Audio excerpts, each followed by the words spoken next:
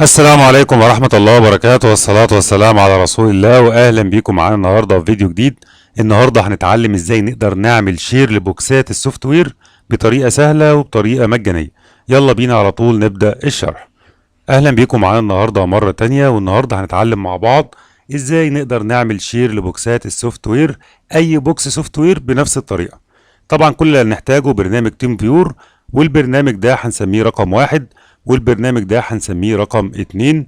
1 ده اللي هيكون على الجهاز الرئيسي اللي هيبعت البوكسة، و2 هيكون عند اللي بيستلم البوكسة بتاعت السوفت وير.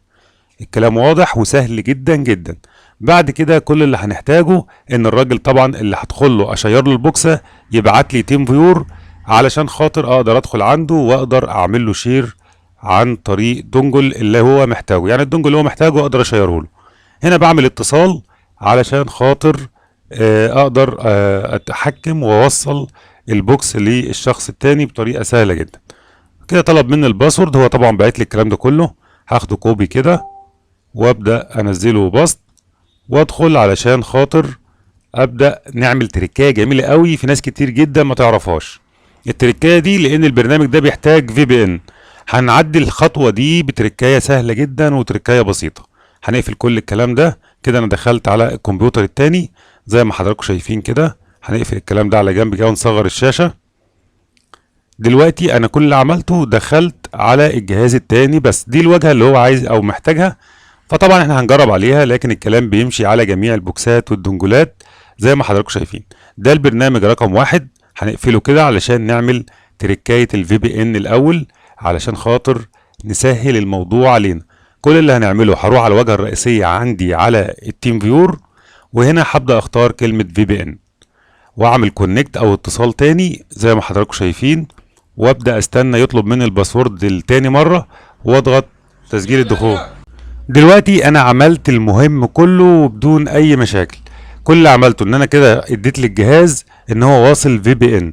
دلوقتي هبدأ اشتغل، افتح التطبيق رقم 1 على الجهاز اللي انا بشير له البوكس او الدونجل او اليو اس بي زي ما حضراتكم شايفين بالظبط. دي واجهة البرنامج اللي هو محتاجها، او واجهة الدونجل اي اف تي برو هو محتاج الواجهة دي. فانا دلوقتي هنبدأ مع بعض نشيرها، لكن الكلام بيمشي على جميع البوكسات والدونجلات بنفس الطريقة وبنفس الاسلوب، مفيش اي تغيير. دلوقتي انا هسحب رقم 2 احطها عند الجهاز التاني علشان ابدأ اشير ونعمل تشيير او شير للبوكس او الدونجل اللي هو محتاجه. هبدأ اسحب هنا رقم 2 زي ما حضراتكم شايفين كده، وافتح الواجهة بتاعته زي ما حضراتكم شايفين. ده البرنامج رقم 2 بيكون على الجهاز اللي هيستقبل البوكس.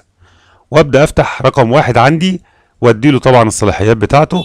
زي ما حضراتكم شايفين انا كده يعتبر انتهيت تمام او خلصت الشغل. ايه اللي بعمله هنا؟ دي الواجهه بتاعته هو. ابدا استنى يظهر لي الاي بي بشكل اوتوماتيك. ونركز في جزئيه مهمه جدا هنا، وهي ان لو الانتي فيروس مفتوح عندي او عنده لازم تقفله علشان الشير يتم بسهوله وبدون اي مشاكل. طيب لو طول معايا بعمل ستوب كده، هيظهر معايا واعمل ستارت تاني واضغط اوكي على الرساله اللي جات لي دي زي ما حضراتكم شايفين. والاحظ ان البوكس ظهر لي او الدونجل او الحاجه اللي انا بشيرها ظهرت هنا. هنا بختار اول واحده معايا وابدا اختار يوز. بيتم توصيل الدونجل زي ما حضراتكم شايفين. يبقى انا كده شيرت الدونجل بطريقه سهله جدا وبطريقه مجانيه وبدون برامج كتير ولا اي حاجه. والبرامج دي طبعا حجمها صغير جدا جدا. دلوقتي هروح على الواجهه بتاعتي واضغط ريكونكت هنا كده علشان اشوف هل البوكس بتاعتي تم الاتصال ولا لسه. هنحاول كمان مره لانها بتاخد وقت شويه في اول مره. زي ما حضراتكم شايفين بدأ يقرا الدونجل والسيريال نمبر الخاص بيه، وبما ان انا مسجل قبل كده على الاي اف تي قبل كده على نفس الجهاز فهيفتح معايا بصوره اوتوماتيك زي ما حضراتكم شايفين. الموضوع سهل جدا جدا. كل اللي احتاجناه جزء البرامج بتوعنا وحجمهم صغير جدا، واحتاجنا برنامج التيم فيور، واستخدمنا الفي بي ان من خلال التيم فيور نفسه. ما حملناش برنامج في بي ان مخصص علشان نقدر نعمل شير للدونجل. الفكرة بتمشي على جميع البوكسات والدنجلات، والطريقة سهلة جدا جدا ومفيش فيها أي مشاكل. البرنامج الرئيسي وقلنا رقم 1 وهيكون عندك على الجهاز بتاعك، والبرنامج التاني قلنا هيكون موجود على الجهاز اللي هيستقبل البوكس. وبعد كده بتعمل الشير زي ما تم بالظبط ومفيش أي مشاكل. وبكده النهارده يكون الفيديو بتاعنا انتهى، ويا ريت ما تنسوش تدعمونا بالاشتراك في القناة وتفعيل زر الجرس علشان يوصلكوا اي جديد بنعمله على القناة. والسلام عليكم ورحمة الله وبركاته.